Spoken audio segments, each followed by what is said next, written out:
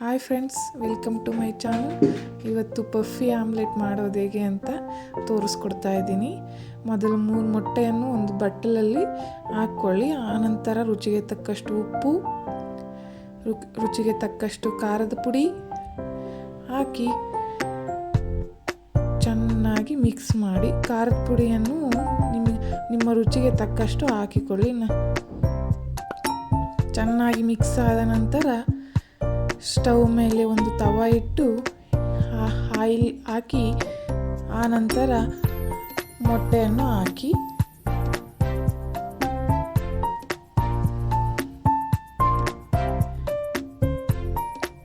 ಈಗ ಲೋ ಫ್ಲೇಮಲ್ಲಿ ಇಟ್ಟು ಮೇಲೆಗಡೆ ಒಂದು ಪ್ಲೇಟ್ ಮುಚ್ಚಿ ಆನಂತರ 1 ನಿಮಿಷ 2 ನಿಮಿಷ ಆದಮೇಲೆ ಪ್ಲೇಟನ್ನು ತೆಗೆಯಿರಿ. ಈಗ ನೋಡಿ, ಪಫಿ ಆಮ್ಲೆಟ್ ಬಂದಿದೆ.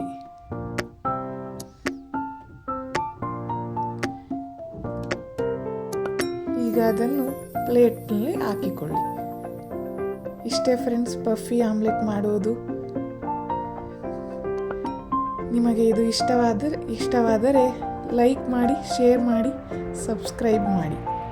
Thank you friends.